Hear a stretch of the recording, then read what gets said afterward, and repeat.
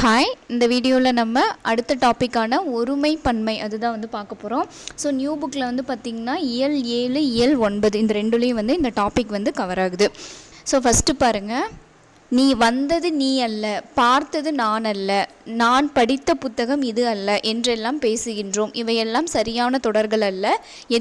எதிர்மறை வினை முற்றுகள் பல உண்டு. ஸோ ஒரு வினையை வந்து முடிக்கிற மாதிரியான அந்த சொல்ல தான் வந்து நம்ம வினை முற்று அப்படின்னு சொல்கிறோம். அவற்றை இடமறிந்து பயன்படுத்த வேண்டும். அப்போ ஒவ்வொரு இடங்கள்லையும் ஒவ்வொரு இடத்துல எப்படி நம்ம வந்து பயன்படுத்தணும். இப்போ தன்மையாக இருந்தால், தன்மைனா நம்மளை பற்றி நான் சொன்னால் அது ஒருமை, நான் அப்படின்னு சொன்னால் ஒருமை. அப்போ நான் அல்லேன், நான்னு வரும் பொழுது அல்லேன். முதல்ல தன்மைனா என்ன, நம்மளை பற்றி சொன்னோன்னா நாம் அதில் இருந்தோன்னா அது தன்மை. நமக்கு எதிரில் இருக்கிறவங்கள பற்றி சொன்னோம் அப்படின்னா அது முன்னிலை. நீன்னு சொன்னால் ஒருத்தரை பார்த்து நம்ம நீன்னு சொல்லுவோம். இதே நிறைய பேர் இருந்தாங்கன்னா நீங்கள், நீ வீர் அப்படின்னு சொல்லி நம்ம சொல்லுவோம். ஸோ வந்து நமக்கு ஆப்போசிட்டில் இருக்கிறவங்கள நீ வீர் அப்படின்னு சொல்லுவோம். இங்கே ரெண்டுமே இல்லாமல், நானும் இல்லாமல் எதிரில் இருக்கிறவங்களும் இல்லாமல் மூன்றாவது ஒரு நபரை பற்றி பேசுகிறது படர்க்கை. ஸோ முதல்ல தன்மை, முன்னிலை, படர்க்கை. இதுக்கு வந்து நம்மளுக்கு டெஃபினேஷன் தெரியணும். அப்போ தன்மையில் ஒருமை, நான் அப்படின்னு வந்தால் தன்மையில் ஒருமை, நாங்கள், நாம் அப்படின்னு சொல்லி வந்தால் அது பன்மை. அடுத்து முன்னிலையில் எதிரில் இருக்கிறவங்க ஒருத்தராக இருந்தால் நீ, நிறைய பேர் இருந்தாங்கன்னா நீ வீர். படர்க்கை இங்கே இல்லாத ஒரு தேர்ட் பர்சன், மூன்றாவது நபரை பற்றி, அது ஆணாக இருந்தால் அவன் அல்லன், பெண்ணாக இருந்தால் அவள், நிறைய பேர் இருந்தாங்கன்னா அவர், அவர்கள் அந்த மாதிரி சொல்லுவோம். ஒன்றன் பால்னா ஏதாவது ஒரு பொருளையோ விலங்கினத்தையோ இல்லை பறவைகளையோ எதையாவது வந்து நம்ம சொல்லும் பொழுது அது அப்படின்னு சொல்லுவோம். பலவின் பாலாக இருந்தால், அதாவது நிறைய ஆடுகள் மாடுகள்னு சொல்லும்போது அவை அப்படின்னு சொல்லுவோம். ஸோ இது ஒவ்வொன்றுக்கும் எந்த வினைமுற்று கடைசியாக வந்து நம்ம பயன்படுத்தணும், அந்த அல்ல அப்படின்ற அந்த வார்த்தைக்கு பதிலாக நம்ம என்ன பயன்படுத்தணும் அப்படின்றது தான் இந்த டாபிக்.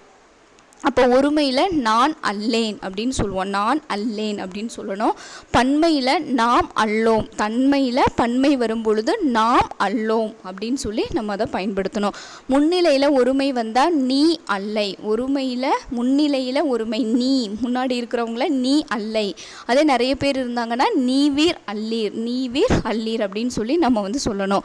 அடுத்து படற்கையில் ஆண்பாலாக இருந்தால் அவன் அல்லன், அவன் அல்லன். பெண்பாலாக இருந்தால் அவள் அல்லல். அடுத்து பலர்பாலாக இருந்தால் அவர் அல்லர். ஒன்றன் பாலாக இருந்தால் அது அன்று, ஒன்றன் பாலாக இருந்தது அப்படின்னா அது அன்று. பலவின் பாலாக இருந்தது அப்படின்னா அவை அல்ல. ஸோ இவ்வளோதான் இதில் டாபிக் வந்து இவ்வளோதான், இது மட்டும்தான் கொடுத்துருக்காங்க. தன்மை, முன்னிலை, படர்க்கை, ஒவ்வொரு இடங்கள்லையும் என்னென்ன சொற்கள் வரும் இது நம்ம வந்து கரெக்டாக தெரிஞ்சுக்கணும். ஏன்னா இது நம்ம மேக்ஸிமம் வந்து நம்ம பயன்படுத்துகிறதே இல்லை, ஆனால் சரியான சொற்கள் வந்து இதுதான். அடுத்து பாருங்கள், வேறு, உண்டு, இல்லை ஆகியவை மூவிடத்திற்கும் ஐம்பாலுக்கும் பொதுவான சொற்கள். இந்த வேறு, உண்டு, இல்லை அப்படின்ற இந்த சொற்கள் வந்து பார்த்திங்கன்னா மூவிடம்னா என்னது, தன்மை, முன்னிலை, படர்க்கை, இது மூணுக்குமே வந்து பொதுவான சொற்கள். ஐம்பாலுக்கும் வந்து பொதுவான சொற்கள். ஆண்பால், பெண்பால், பலர்பால், ஒன்றன்பால், பலவின்பால், இந்த மாதிரி எல்லா பாலுக்கும் வந்து பொதுவான சொற்கள். வேறு, உண்டு, இல்லை. இதை கூட கொஷினில் கேட்கலாம். டேஷ் அந்த 3 சொற்கள் கொடுத்துட்டு வேறு மூணு சொற்கள் கொடுத்துட்டு ஆப்ஷன்ஸில் எது வந்து மூவிடத்திற்கும் ஐம்பாலுக்கும் பொதுவான சொற்கள் அப்படின்னு கூட கொஷினில் கேட்கலாம். அப்போ வேறு, உண்டு, இல்லை இது மூணுமே மூவிடத்திற்கும் ஐம்பாலுக்கும் பொதுவான சொற்கள். கீழ் உள்ள தொடர்களை திருத்தி எழுதுக. பாருங்கள், அதை செய்தது நான் அல்லேன். பானையை உடைத்தது கண்ணன் அல்லன். ஸோ இங்கே அவன் அப்படின்ற படர்க்கை பெயர் வந்திருக்கு. ஸோ அல்லன், கண்ணன் அல்லன். மல்லிகை குளத்தில் பூக்கும் மலர் அன்று. சித்தர்கள் செயற்கையை விரும்பியவர்கள் அல்லர். சித்தர்கள் அப்படிங்கும்போது அவர், அந்த நிறைய பேர் இருக்காங்க, அதாவது தேர்ட் பர்சனை பற்றி பேசுகிறோம், படற்கையில் வரும். அப்போ அல்லர். பகைவர் நீவீர், நமக்கு முன்னாடி இருக்கிறவங்க நீவீர். ஸோ அல்லீர், நிறைய பேரை சொல்கிறதுனால நீவீர் அல்லீர். தாங்கள் படிக்க வேண்டிய புத்தகங்கள் இவை அல்ல. உங்களோடு வருவோர் நாம் அல்லோம், நாம் வரும் பொழுது அல்லோம், நாம் அல்லோம். மணிமேகலை செல்வ வாழ்வை விரும்பியவள் அல்லல். ஈமொய்த்த பண்டங்கள் உடலுக்கு நன்மை செய்வன அன்று. இந்த நிலத்துக்கு உரிமையாளர் நீ அல்லை. இந்த நிலத்துக்கு உரிமையாளர் நீ அல்லை. ஸோ இதுதான் வந்து இது ஒரு குட்டி டாபிக் தான். இன்னொன்று பார்த்திங்கன்னா இயல் 9 கொஞ்சம் கொடுத்துருக்காங்க.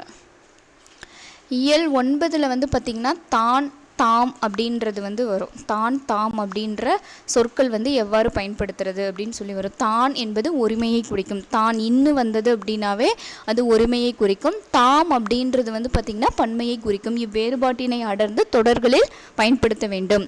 தான் தன்னை தன்னால் தனக்கு தனது ஆகியவற்றை ஒருமை தொடர்களில் பயன்படுத்த வேண்டும். ஸோ வந்து ஒருமையாக இருந்தது, ஒருத்தரை பற்றி தன்னை பற்றி அப்படின்னு இருந்தது அப்படின்னா ஒருமை தொடர்களை மட்டும் தான் தன்னை தன்னால் தனக்கு தனது அப்படின்ற சொற்களை வந்து பயன்படுத்தணும்.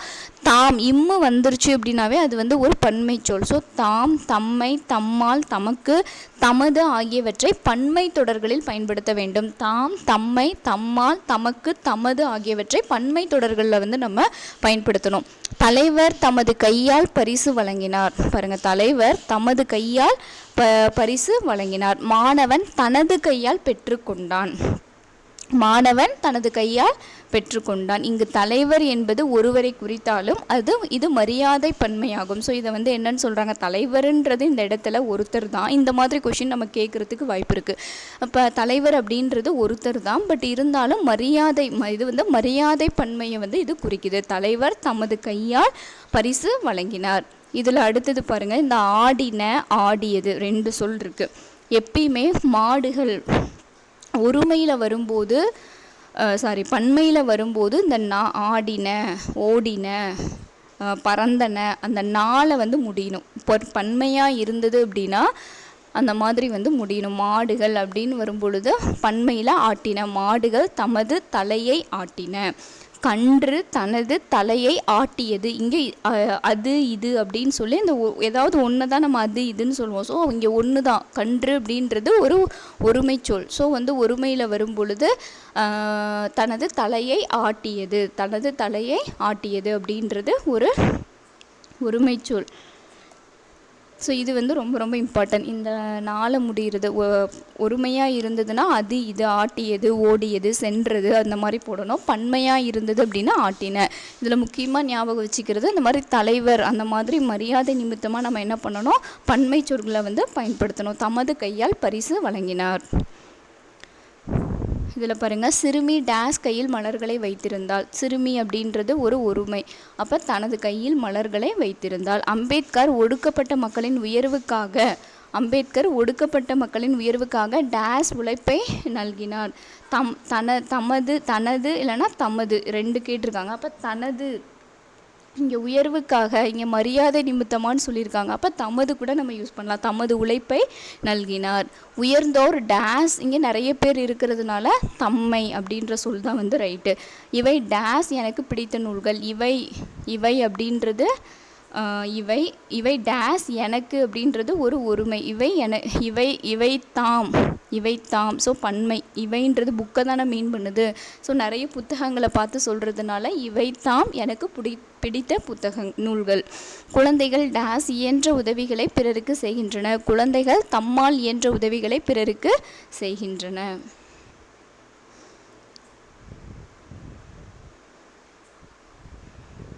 இதில் பாருங்கள், முதியவர் ஒருவர்ன்றதுனால தனது ரைட்டு. தனது கால்களில் செருப்பில்லாமல் தன்னால் இழுக்க முடியாத வண்டி இழுத்து சென்றான்.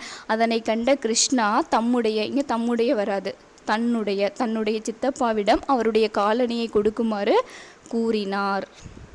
அவரிடம் விலை உயர்ந்த காலணிகள் அப்படின்றது பன்மை. காலணிகள் தாம் இருந்தன. எனவே தனது வேறு காலணிகளை பிறருக்கு தருவதாக சித்தப்பா கூறினார். ஸோ ஒருமை பன்மையில் இவ்வளோ தான் புக்ஸில் கொடுத்துருக்காங்க. வேறு ஏதாவது இருந்ததுன்னா நம்ம ஓல்டு புக்ஸில் இருந்ததுன்னா நம்ம நெக்ஸ்ட் வீடியோவில் பார்க்கலாம். தேங்க்யூ.